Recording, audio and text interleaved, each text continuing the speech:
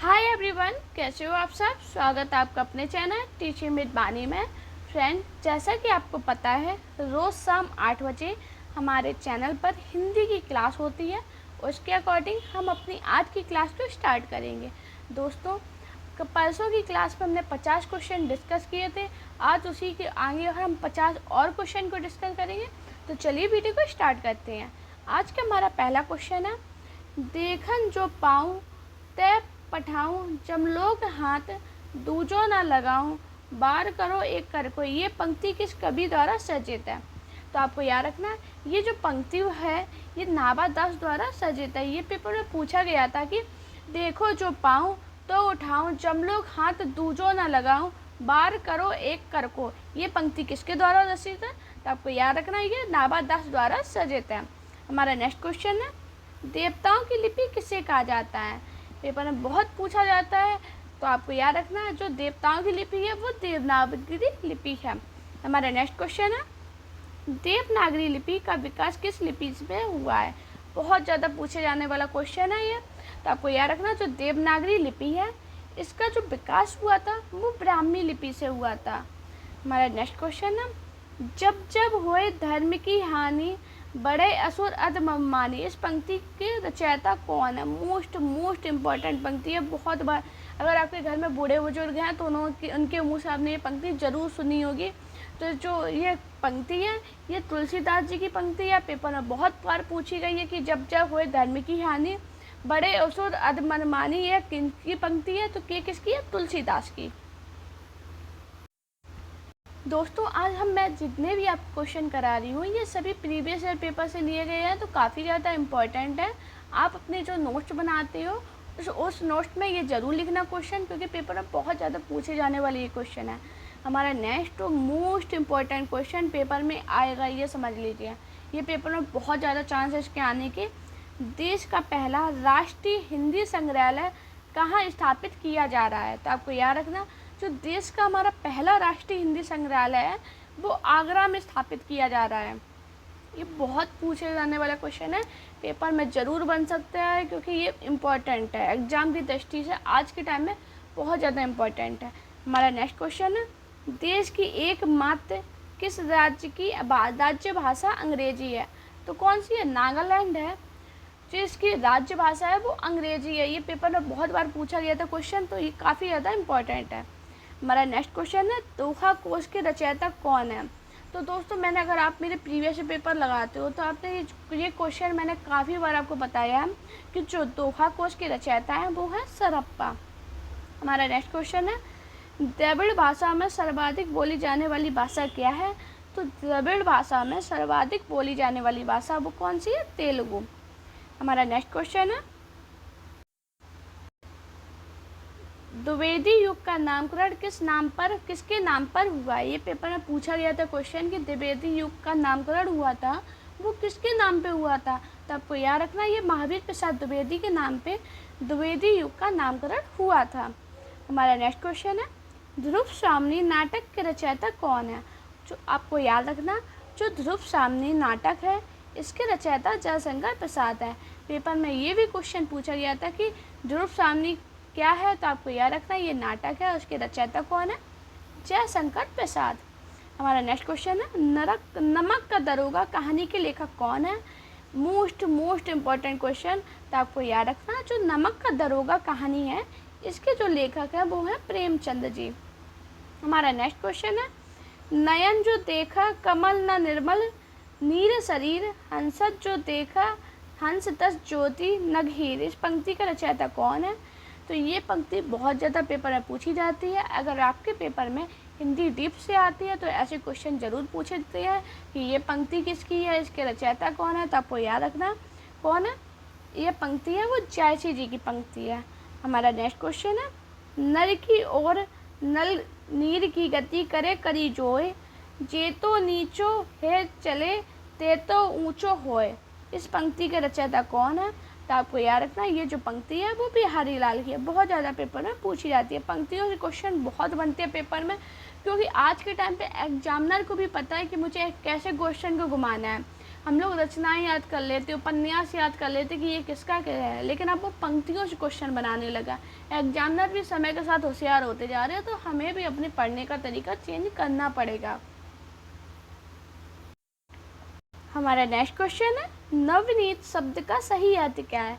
Paper में पूछा गया था क्वेश्चन, ये बना था कि नवनीत शब्द का सही अर्थ क्या है, तो आपको याद रखना इसका अर्थ है मक्खन।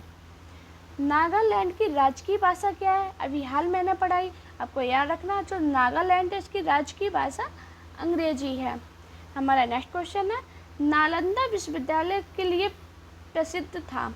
बौद्ध धर्म दर्शन, ये पेपर में पूछा गया था, हिंदी में जो पूछा गया था मैं ये नहीं बता सकती हूँ, लेकिन पूछा गया तो मैंने आपको करा दिया, क्योंकि मैं ये चाहती हूँ कि अगर आप मेरे चैनल से पढ़ रहे हो तो आपका हिंदी में कोई क्वेश्चन गलत नहीं चाहिए। मैं अपने चैनल पर डेली शाम को 8 बजे क्लास लाती हूँ और बेस्ट से बेस्ट क्लास लाती हूँ। डेली मॉक टेस्ट आते हैं मेरे चैनल पे, डे कम्युनिटी में भी मैं 2 क्वेश्चन डेली डालती हूँ।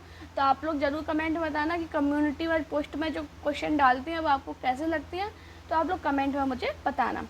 हमारा नेक्स्ट क्वेश्चन है, निराला के राम तुलसी के राम से भिन्न, भभूति के राम से निकट है, यह कथन किस हिंदी आलोचक का है। बहुत ज़्यादा पूछा जाने वाला ये क्वेश्चन है, तो आपको याद रखना ये जो कथन है इसके आलोचक डॉक्टर रामविलास शर्मा है। किसका कथन है? डॉक्टर रामविलास शर्मा का। पेपर में बहुत पूछा गया कि निराला के राम तुलसी के राम से भिन्न और भभूति के राम से निकट है, यह कथन किस हिंदी आलोचक का है, तो आपको याद रखना ये डॉक्टर रामविलास शर्मा का है। हमारा नेक्स्ट क्वेश्चन है, निराला को कैसा कवि माना जाता है, तो जो निराला जी हमारे इन्हें क्रांतिकारी कवि माना जाता है। हमारा नेक्स्ट क्वेश्चन है, निर्गुण भक्ति काव्य के प्रमुख कवि कौन है। जो निर्गुण भक्ति काव्य है इसके प्रमुख कवि कबीरदास जी हैं। पेपर में ये क्वेश्चन बहुत बार बना है कि निर्गुण भक्ति काव्य के प्रमुख कवि कौन है, तो कौन है? कबीरदास जी। दोस्तों, अगर आपको मेरी वीडियो पसंद आए, मेरी मेहनत पसंद आती है, तो प्लीज़ एक लाइक शेयर सब्सक्राइब जरूर करना। इस मेहनत के लिए आपके लिए डेली मैं नया से नया कंटेंट लाती हूँ और मेरे चैनल पर सब कुछ फ्री मिलता है। मेरा कोई ऐप नहीं है, मेरा कोई ज्वाइनिंग बटन नहीं है कि आप मेरे ज्वाइन करोगे, रुपए दोगे तभी आपको क्लास मिलेगी। फ्री PDF मिलती है, फ्री क्लासेस मिलती है। तो प्लीज़ आपसे बस एक ही रिक्वेस्ट है कि लाइक शेयर सब्सक्राइब जरूर किया कीजिए। हमारा नेक्स्ट क्वेश्चन है, निशा निमंत्रण के रचनाकार कौन है। तो जो निशा निमंत्रण है इसके रचनाकार हरिवंश राय बच्चन है। ये पेपर में पूछा गया था और काफ़ी ज़्यादा इम्पोर्टेंट है। हमारा नेक्स्ट क्वेश्चन है, गलती से इधर पर टाइप हो गया लेकिन आपके लिए इम्पोर्टेंट है। न्यूमिस्मेटिक क्या है, तो यह सिक्कों में धातुओं का अध्ययन है। हमारा नेक्स्ट क्वेश्चन है, पंच परमेश्वर कहानी के लेखक कौन है। बहुत ज़्यादा पूछा जाता है पंच परमेश्वर कहानी के लेखक कौन है, तो वो है प्रेमचंद जी। हमारा नेक्स्ट क्वेश्चन है, पंचवटी में कौन सा समास है। ये बहुत ज़्यादा इम्पोर्टेंट है, इतना क्वेश्चन ये पूछा गया कि पंचवटी में कौन सा समास है, तो द्विगु समास है। हमारा नेक्स्ट क्वेश्चन है, पद्मावती किसकी रचना है। तो आपको याद रखना जो पद्मावती रचना है वो है मलिक मोहम्मद जायसी की। अगर पेपर में सिर्फ जायसी भी लिखा हो तो आप समझ जाना ये मलिक मोहम्मद जायसी ही हैं। हमारा नेक्स्ट क्वेश्चन है, परहित सनिस धर्म नहीं भाई, परम पीड़ा सब नहीं अदमाई, इस पंक्ति के रचयिता कौन है। ये तो आपको याद रखना है, ये जो पंक्ति है ये तुलसीदास जी की पंक्ति है और काफ़ी ज़्यादा इम्पोर्टेंट है, पेपर में काफ़ी बार ये पूछी गई है। हमारा नेक्स्ट क्वेश्चन है, पल्लव के रचयिता कौन है। तो दोस्तों आपको याद रखना जो पल्लव है इसके रचयिता सुमित्रा नंदन पंत है। हमारा नेक्स्ट क्वेश्चन है, पवित्रता की माप है मलिनता, सुख का आलोचक है दुख, पुण्य की कसौटी है पाप, यह कथन स्कंदगुप्त नाटक के किस पात्र का है। तो सबसे पहले क्वेश्चन क्या बना, ये जो कथन है ये स्कंदगुप्त नाटक का है, आपको ये याद रखना। अब ये किस पात्र का है, तो कौन सा है, देवसेना। ये पेपर में काफ़ी बार पूछा गया है। मैं फिर से वही बोलूँ कि अगर आपके पेपर में हिंदी डीप से आती है तो ऐसे क्वेश्चन बनते हैं। अगर आप प्रीवियस ईयर लगाते हो तो आपको खुद समझ में आ जाएगा कि हाँ ये क्वेश्चन मेरे सामने आया है।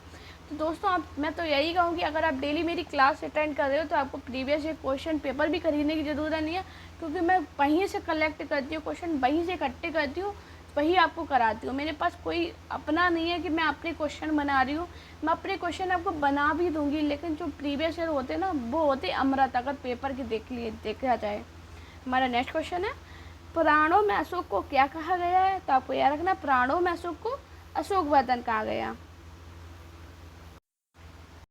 हमारा नेक्स्ट क्वेश्चन है, पूस की रात कहानी के रचनाकार कौन है? तो पूस की रात किसकी कहानी है? प्रेमचंद जी की। बचपन में ही पढ़ी है पूस की रात, तो आपको याद रखना ये कहानी किसकी है? प्रेमचंद जी की। हमारा नेक्स्ट क्वेश्चन है, पृथ्वीराज रासो के रचनाकार कौन है? तो जो पृथ्वीराज रासो है इसके रचनाकार है चंद्रवरदाई। दोस्तों, अगर आपने मेरी डेली मॉक टेस्ट लगाए हैं तो मैंने चंद्रवरदाई के लिए पृथ्वीराज रासो का पूरा आपको एक्सप्लेन करवाया था कि किसमें क्या कितना है, तो आप मेरी क्लास ज़रूर देखा कीजिए। आप मॉक टेस्ट देखना, तो मॉक टेस्ट में ये मैंने पूरा कराया है। हमारा नेक्स्ट क्वेश्चन है, पेवा-मन चरण की अधूरे उपन्यास का नाम क्या है? प्रेमानंद, प्रेमचंद होगा, इधर पे गलत हो गया टाइप। प्रेमचंद के अधूरे उपन्यास का नाम क्या है? तो क्या है? मंगलसूत्र।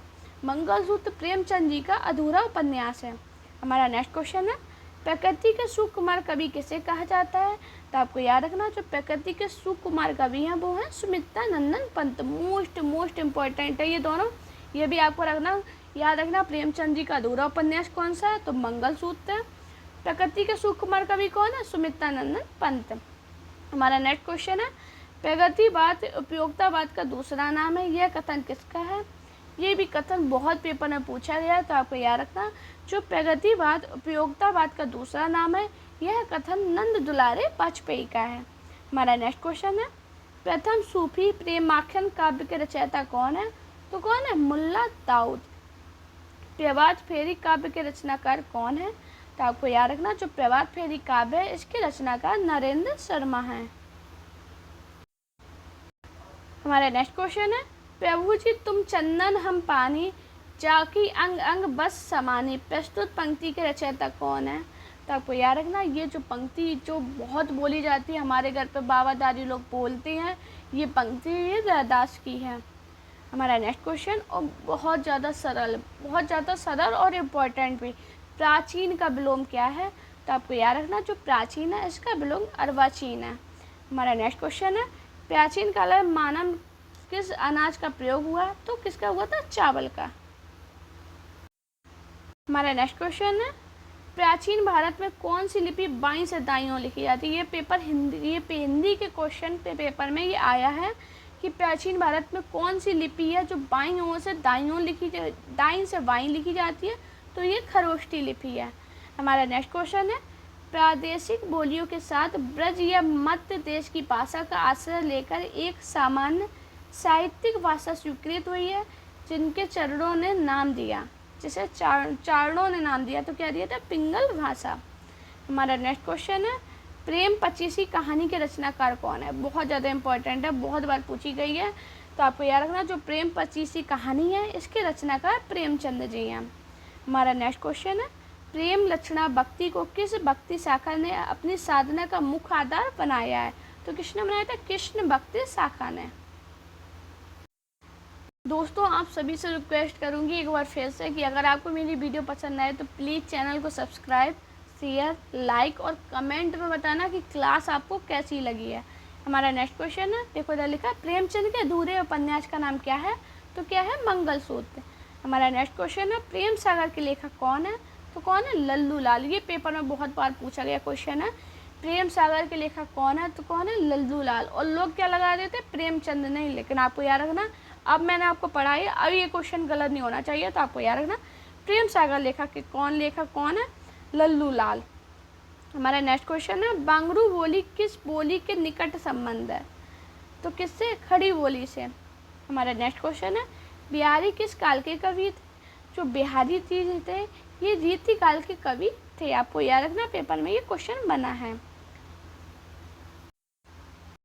हमारा नेक्स्ट क्वेश्चन है, बिहारी किस राजा के दरबारी कवि थे? ये बहुत ज़्यादा इंपॉर्टेंट क्वेश्चन है, तो आपको याद रखना, जो बिहारी है ये जयपुर नरेश जयसिंह के दरबारी कवि थे।